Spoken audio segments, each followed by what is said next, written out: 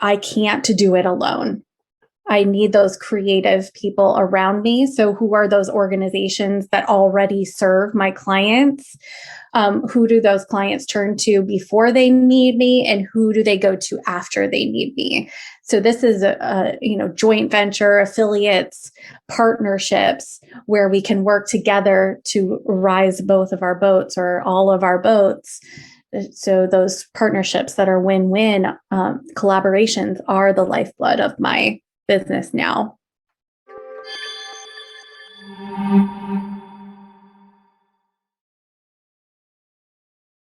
Hello, everybody, and welcome back to the show. Chuck Anderson here, and I am so excited to bring you another amazing episode and another really cool collaboration story. And, there's so much that I think you can learn from today's guest. I'm so thrilled to have with me Amanda Bedell. Amanda, welcome to the program.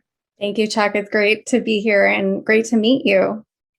Great to meet you also. And, I know we've only known each other for a few minutes and already just from one entrepreneur to another, we're kindred spirits. That's the thing. Entrepreneurs get it. Like we know what each other goes through. We have our battle scars. We have our successes. We have our stories.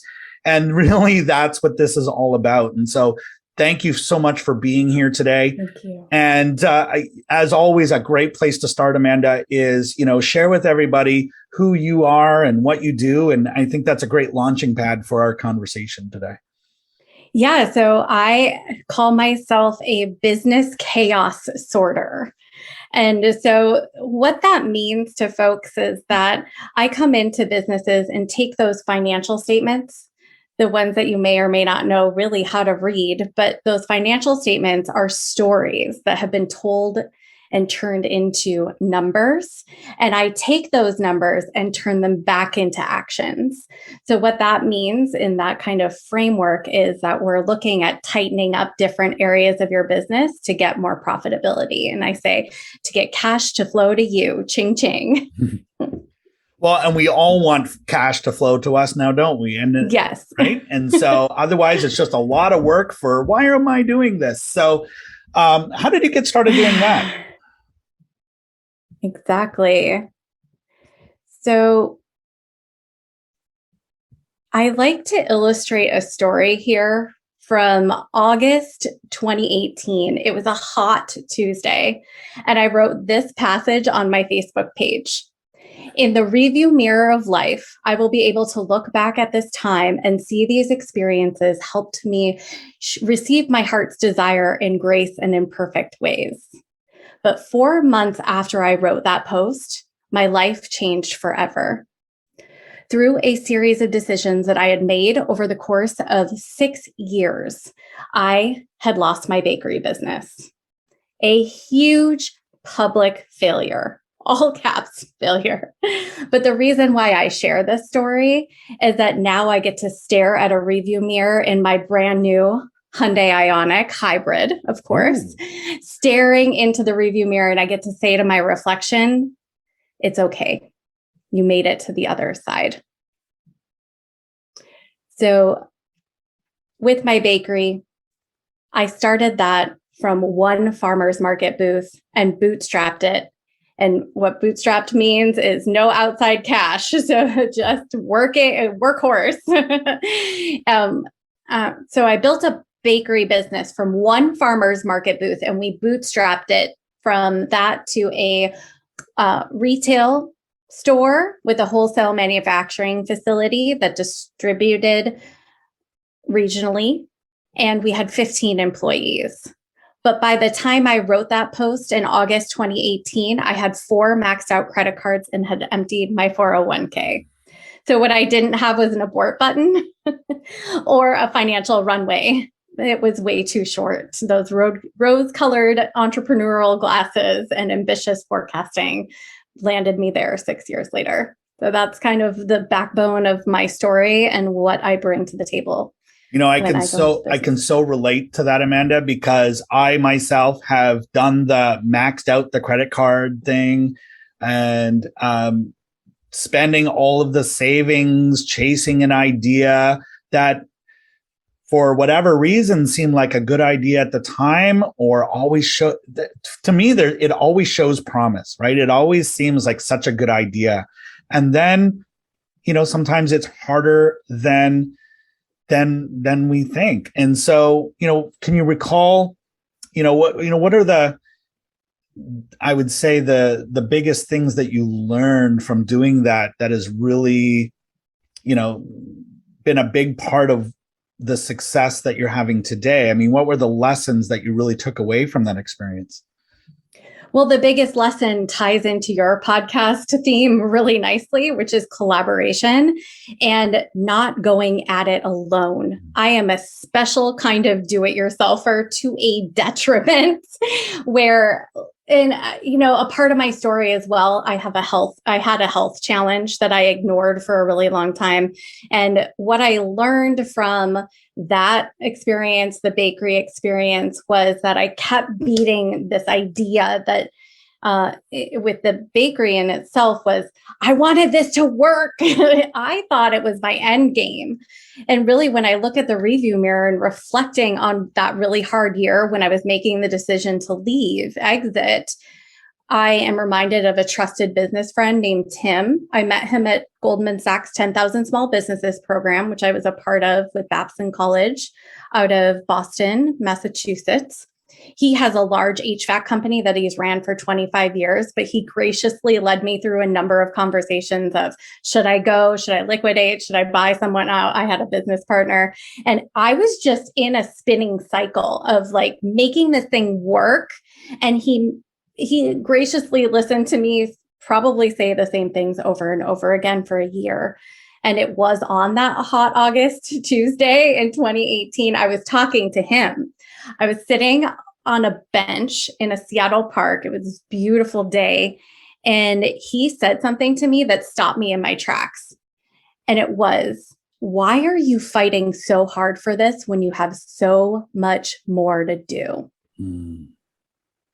Wow. What? What does that even mean at the time, I don't even right?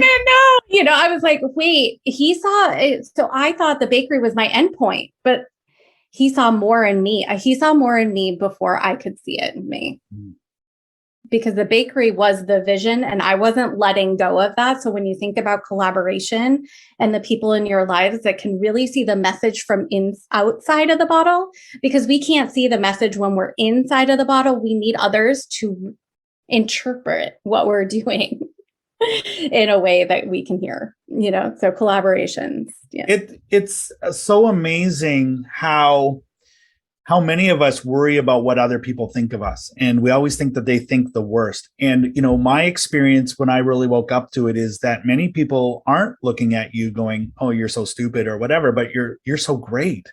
And you've got so much potential. You're so great at this thing or that thing. And how did it feel to receive that feedback at a time where you probably needed it? I have to say, at first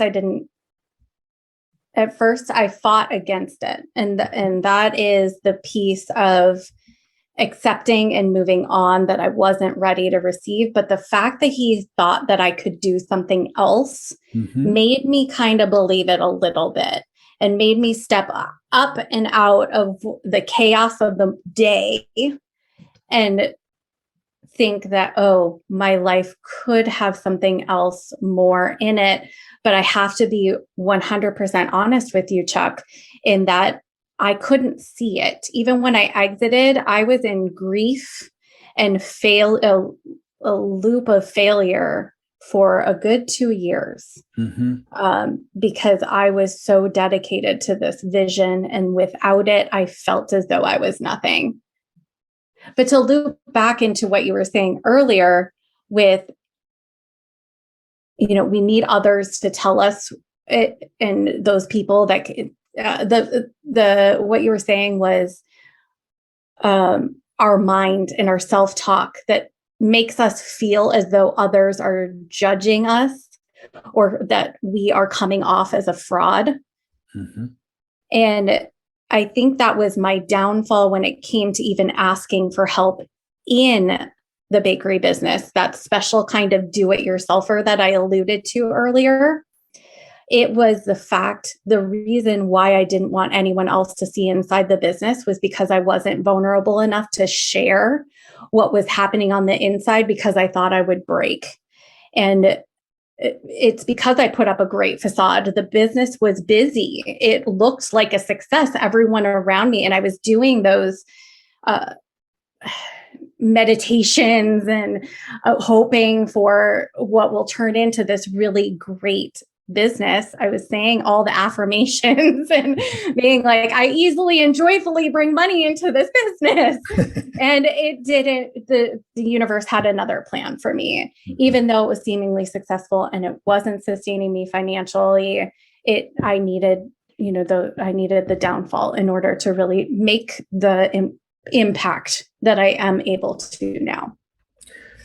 Amanda, like it's like we kind of live parallel lives, but we only met each other today because, I can so relate. I was in a business doing over $1 million a year. On the surface, it looks like everything is amazing. And behind the scenes, I'm freaking out because, we brought in $1 million worth of revenue, but we, spent $1.5 million doing it. And I'm like, this isn't working. And, how lonely is it sometimes as a leader, as the boss, as the founder? You can't go to your team, and it's hard to go to your peers. And who do you go to and for support? So sometimes it can be a little lonely because you don't have that person to talk to. And I get it, like the affirmations, like I have it, like I wrote in my journal and I did the affirmations, like. Money flows to me easily and effortlessly in multiple ways from multiple sources and all of that stuff. And while that's certainly true, at the time, I'm like, okay, when is this going to work? When is this going to work? When is this going to? And it's so, it's hard to, you don't really have those people to talk to sometimes. So it's really cool to receive that feedback and have that be a turning point. And like you said, not right away. Like you said, it takes 2 more years for that to kind of really sink in. One question I have for you, because for me, the businesses I was in, even though it seemed on the surface really, really successful and really wasn't working all that well, I always had this feel like I wanted it to work, but I always had a feeling like there was more, like there was something else in store for me, like there was something bigger. Like, did you recall having that feeling, or were you convinced that that was the thing? In hindsight, my chest and in my heart, I knew, but I wouldn't allow myself. I think one of the loveliest gifts that we've had through the pandemic, I know there were a ton of challenges, but some of us were quiet enough for the just enough period of time to really tune in to what was happening. And for me, it was an opportunity to slow down, recover. I actually had cancer through the pandemic, and listen to what my intuition, we're making decisions with our heads because we have to make decisions really quickly as business owners. But sometimes, I give this analogy, sometimes when you partner with me as a business advisor, sometimes those fires that are all around you, the ones that are simmering, that are loud, you pay attention to them first because they may be louder, but what's the fire that's going to blow up the whole thing? That's how I can support you, is identifying, okay, here's everything that is in front of us and what's the one that's going to blow it all up? Or ask those tough questions. Are you able to take care of yourself? Are you able to enjoy things that aren't just your business? Because when we're doing the work that we were doing, Chuck, were you really enjoying your life? Or were you always in a state of chaos, overwhelm, and just pure fear of the whole thing blowing up the minute you even took a breath? And actually, I had a tumor above my lung. which didn't allow me to fully breathe. I wasn't using one of my lungs for the majority of the time that I was running that business. And breath is something, and a deep breath is something where when we can step outside, even if it were to be for 20 minutes, go for a walk, use your full lungs, expand and think about something else and get out of the business. It's so hard to do when we're sitting there staring at the balance sheet or the income, the bottom line of that income statement, and being like, I can't even make payroll. How am I going to make payroll? But you need to in order to make payroll. You need to get out of the business to creatively think because we're in it so much. But yeah, having a champion in your corner that can see and hold all sides of the business with you is someone that I would encourage you to do. I know when I put my bakery hat back on, all I equated to business advisory or coaching was dollar signs and vulnerability, and I didn't want that. So, but that was to my detriment. So now my biggest expense is coaches and advisors. And now I get to be more financially stable and successful than I have ever been yet in my life. And it's really exciting. That is amazing, Amanda. And I think a great lead in to what I'm going to ask you next, because so much about being an entrepreneur through our successes and our failures and the ups and downs that we go through is self-growth, personal growth, business growth, all of that. And, for me, there's been a lot of leaders and a lot of mentors and a lot of thought leaders that have really inspired me. Who do you look to for inspiration, or who have you learned the most from that has really made a difference to you?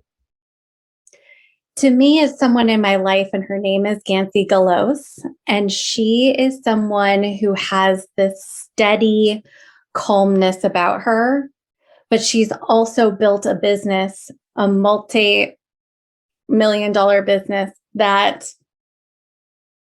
is the key to its success is supporting other people, and that she can't do it alone. So it's through growing others that we are able to grow ourselves. And so that all boats rise kind of experience. So that is the person who I try to emulate when it comes to calm, because I am a high energy entrepreneur who really squirrel moments are definitely in my genius zone, strategy, arranger, efficiencies. I'm going all over the place, like looking for ways to increase revenue and such. But again, the do-it-yourselfer, leaning on others to help me grow my business, that collaboration that's now the lifeline or the lifeblood of my business. I can't do it alone. I need those creative people around me. So who are those organizations that already serve my clients? Who do those clients turn to before they need me, and who do they go to after they need me? So this is a joint venture, affiliates, partnerships where we can work together to rise both of our boats or all of our boats. So those partnerships that are win-win collaborations are the lifeblood of my business now. Well, and they're the lifeblood of mine too. And again, not originally, I had to come to learn it in my interesting and painful, yet, I look back on it with gratitude moment.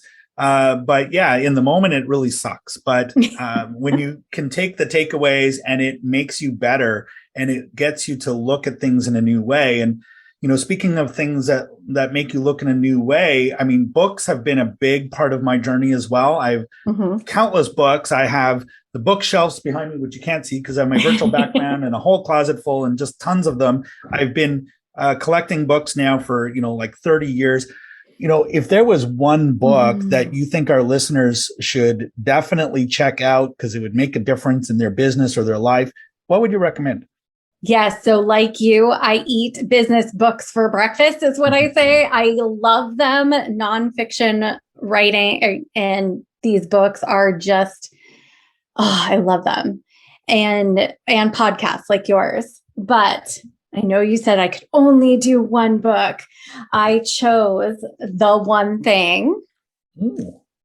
So this is The Surprising Simple Truth Behind Extraordinary Results by Gary Keller and J. Papasan. So Papasan.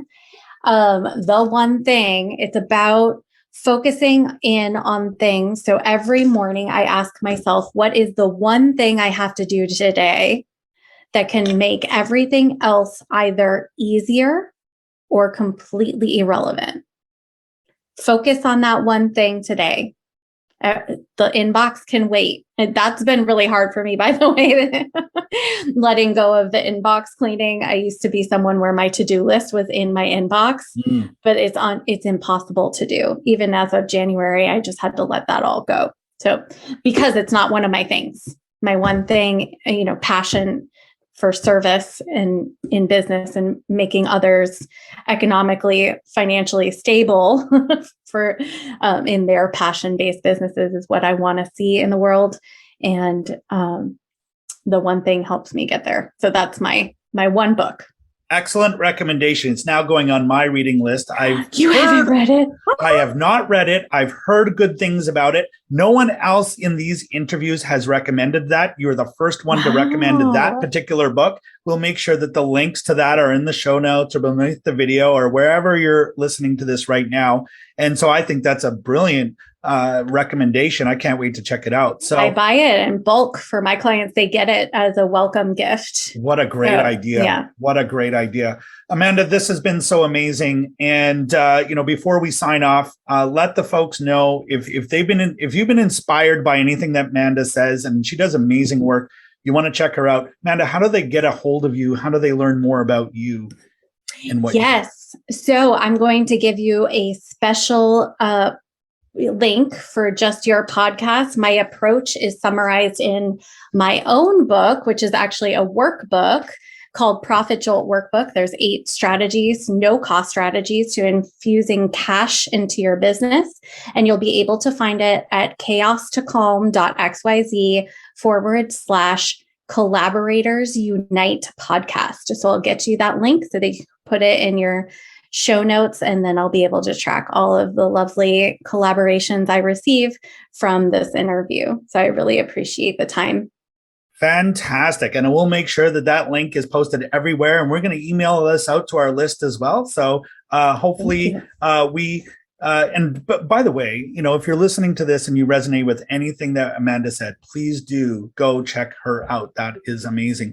Amanda, thank you so much for sharing your story today. I resonate with so much about everything that you've said. If you were to leave our listeners with just one last word of wisdom, what would you say? I would say that if you're struggling right now, and maybe you've made some decisions that have turned out to be failures, remember that you're going to have your review mirror moment soon. So I would like to invite your listeners to please just take a breath.